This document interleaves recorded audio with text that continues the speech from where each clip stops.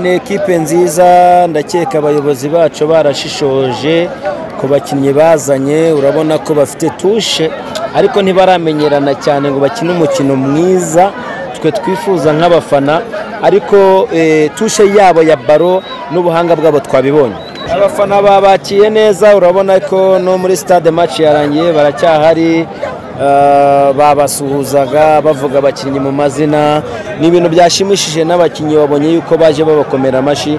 Ni ikintu cyiza, nkeka ko match ya kabiri no kuri Super Coupe bizaduha ekipe muri rusange tuzagenderaho muri shampiyona ndetse no muri Champions League.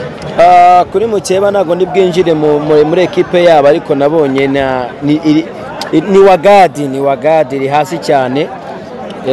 Iyacu niyo ndi kureba, niyo ekipe nziza kandi ubona ifite ubunararibonye cyane, abakinnyi bamaze igihe kinini bakina. Ni umukino twiteguye neza, ni umukino uzaduha ishusho ya ekipe yacu kugira ngo turebe icyo tuzaba dusohokanye muri Champions League ndetse no muri shampiyona y'ikiciro cya mbere hano mu Rwanda.